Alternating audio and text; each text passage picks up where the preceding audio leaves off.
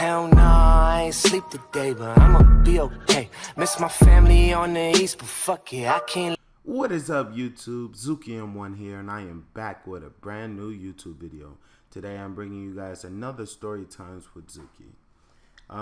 In today's video, I wanted to talk about something that's like, I guess you could say kind of personal, but I mean all of my story times with Zuki anyway are going to be kind of personal anyway. So I always wanted to share this with you guys. So I thought, what better way of sharing it than in a story time with you guys.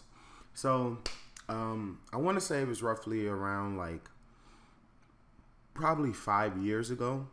I was in a really tough spot in my life. I wasn't able to eat. I wasn't able to travel anywhere that I needed to go to. My life was just really, really rough. And the only person that was really, I guess you could say, quote unquote, there for me was my best friend at the time, who we're going to call Tom. I'm choosing not to state this person's actual name, but for the sake of the story, we're going to call him Tom.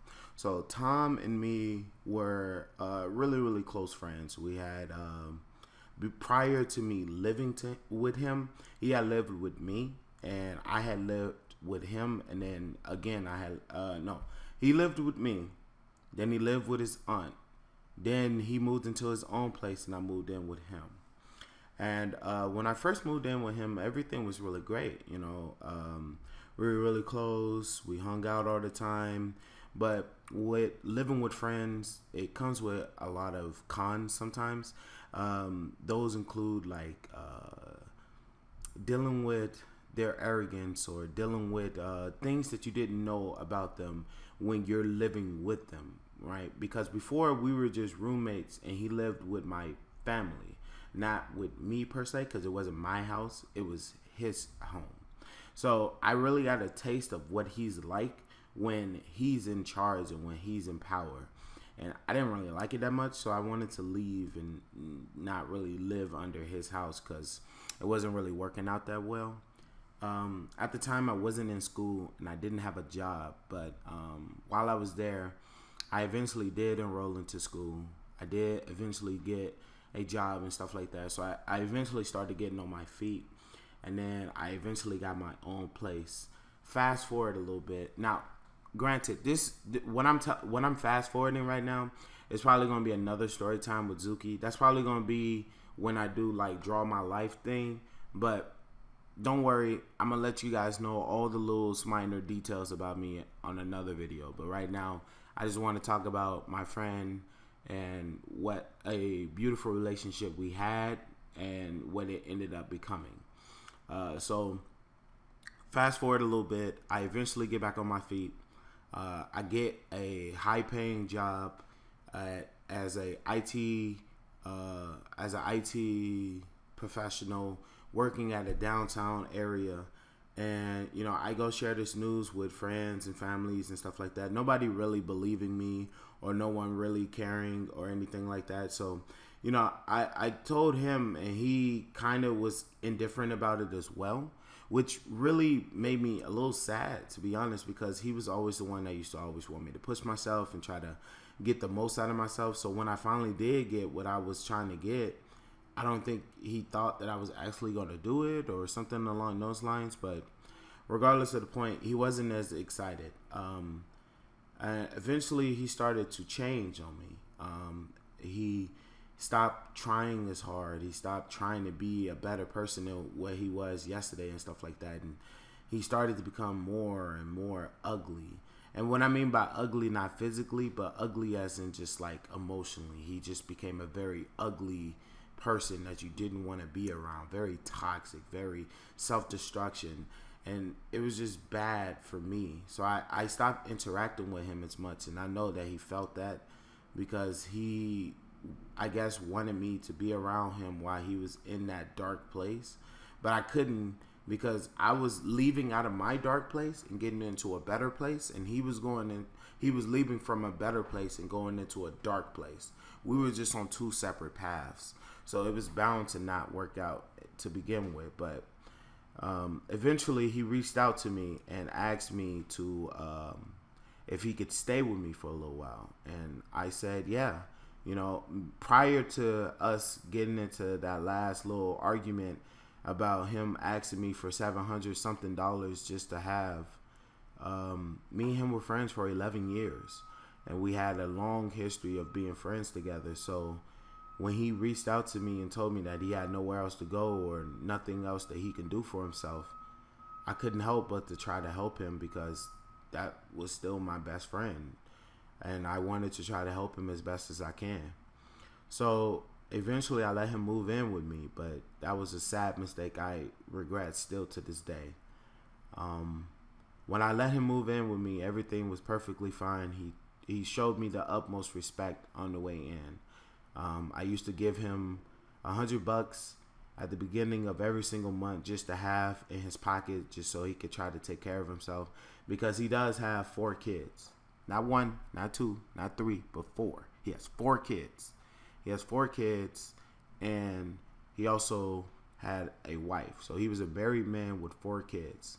And he was having a relationship with another woman at the time, and she had a child of his as well. So now he has 5 kids. 5 kids with 2 different baby mamas and 1 wife.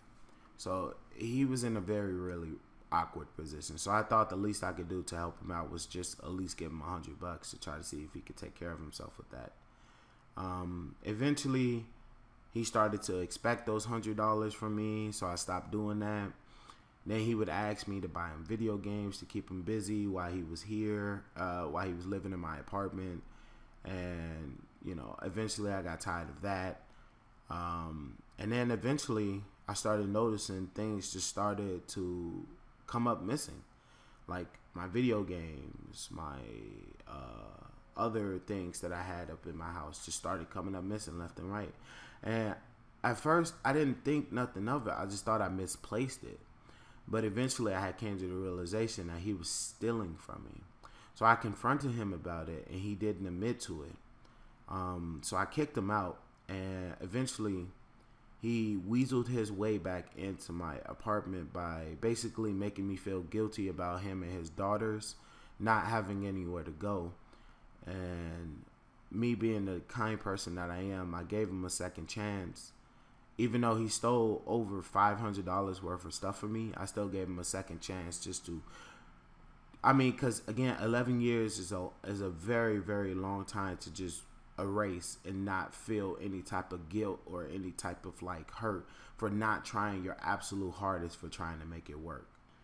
But eventually, again, stuff started coming up missing, and eventually he took everything from me. So he took all my 3DS games, all my Xbox 360 games, all my PlayStation 3 games, all my PS4 games.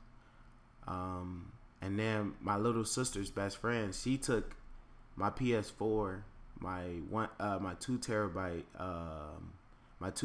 hard drive, and the controllers, literally everything. They cleaned house. When I say they took everything from me, I mean there is nothing in my house except my computer and my television. They had took everything from me, and I was just absolutely distraught, because here I am trying to be the individual who's going out of his way to try to help out other individuals that I have nothing to gain from. And then they simply just do not care about me in the long run and were willing to take from me. And I just had to accept it, right? That's who they are. They were individuals who had it out for me, and they saw me as a price tag, somebody to come up from. Now, from that whole experience, I felt like I learned that if a person has a very dark nature about them, something that shows them to be untrustworthy, it's not worth you trying to invest more time and more energy into that relationship, because in the long run you could hurt yourself. But if that person shows that they truly want to change and that they truly want to be a better individual, I suggest it's worth a chance, at least one chance. Everybody deserves one, I believe. at least one chance to try to prove to them that they want to be a better person. I had given 2 people 2 chances that had dark natures, and they proved to me that they cannot change their nature. And for me, I just had to learn that not everybody wants your help. Some people just see you as a come up. And again, if that person doesn't show that they want to change their nature, then don't waste your time, because eventually you're just going to hurt yourself in the long run. I mean, unfortunately, that's the end of the story. There's not really any happy ending to it, other than the fact that, you know, you guys are here, you watch my videos, you support me and stuff like that. I really appreciate that stuff or whatever. But besides that, there's really no happy ending to that. Me and my friend, me and that person, we don't talk anymore. We don't hang out anymore. We don't interact in any way, shape, or form. My sister best friend who stole all my PS4 stuff, she doesn't, well, I didn't have a relationship with her to begin with, so it wasn't like I was missing out on anything when she did do that. She just took everything from me. So, yeah. Sorry, today's story was kind of sad. But, again, like I said before, I'm not really upset about it. You know, it's in the past. And, you know, I've moved on from then. But if you guys did enjoy this video, please make sure to hit the like and subscribe button. But, you know, this has been Zukim1, and I'll catch you guys in the next one. Peace.